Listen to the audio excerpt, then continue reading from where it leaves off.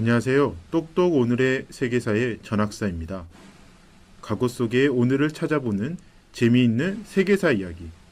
자, 시작합니다. 1348년 7월 6일 오늘 교황 클레멘스 6세는 흑사병의 원인을 유대인 탓으로 돌리는 사람들을 향해 거짓말쟁이고 악마에게 유혹당했다고 비판하는 칙서 아무리 불충분하더라도를 반포하였습니다. 흑사병은 인류 역사상 최악의 전염 질병으로 기록되어 있습니다. 클레멘스 6세가 칙서를 반포한 1346년에서 1353년까지 대유행 기간 동안 유라시아 대륙에서 최소 7,500만 명, 최대 2억 명까지 사망했다고 추정하고 있습니다. 유럽 중세사를 연구하는 역사학자 필립 데이리더는 자신의 저서에서 다음과 같이 밝혔습니다. 유럽의 흑사병이 창궐한 초기 4년 동안 희생자는 통상 인구의 45%에서 60%로 추산하고 있으나 이는 전체적인 수준의 기록이다. 실제 유럽에서는 지역에 따라 다양한 사망률을 보였는데 이탈리아, 스페인, 프랑스, 남부 등에서는 지역에 따라 인구의 80%가 희생되는 경우도 빈번하였다. 한편 독일의 북부 잉글랜드 등지에서는 초기 4년 동안의 사망률은 20% 정도였다.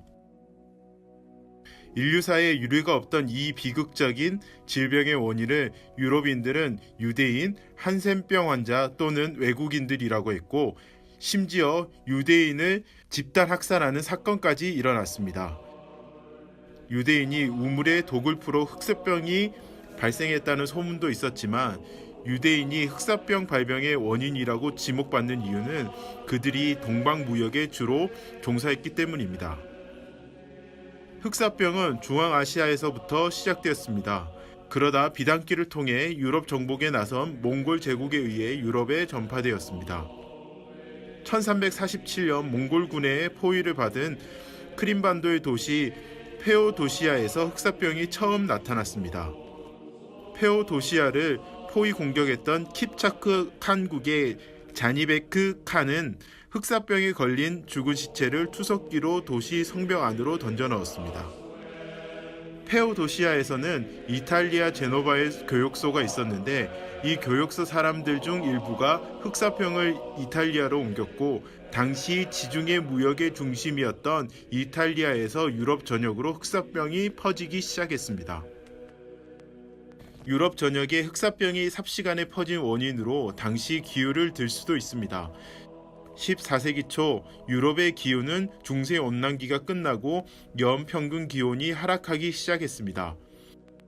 농작물은 잘 자라지 못했고 이로 인해 대기근이 발생했고 영양 상태가 좋지 않았던 사람들은 더 쉽게 흑사병에 걸렸습니다. 다시 돌아와 유대인을 보호하는 칙서를 반포한 교황 클레멘스 6세에 대해서 알아보겠습니다.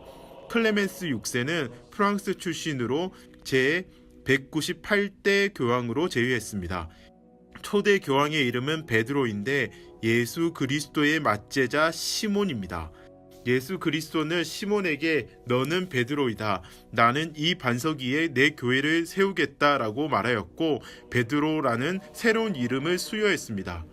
교황으로 선출된 성직자는 즉시 자신의 본명을 버리고 평소 존경했던 크리스트교 성인이나 전임 교황의 이름을 골라서 자신의 교황명으로 삼아 공표해야 합니다.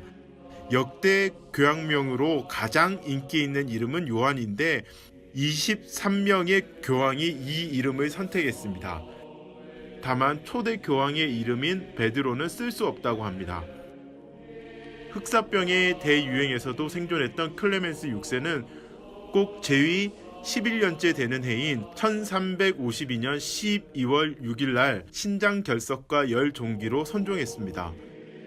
칙서 아무리 불충분하더라도를 통해 유대인을 보호하려고 했던 클레멘스 6세는 선종 후 아비뇽에 살고 있는 빈민에게 금화 400리라를 나누어 주었습니다. 이 같은 선행으로 지금까지 클레멘스 6세는 성인은 아니었지만 훌륭한 신사였고 대단히 너그러운 통치자였으며 미술과 학문의 후원자라는 후대의 칭송을 받고 있습니다. 내일은 또 어떤 재미있는 세계사 이야기가 있을까요? 똑똑 오늘의 세계사는 여러분들의 관심으로 만들어집니다. 구독하기 꼭 눌러주시고 댓글 참여 부탁드립니다.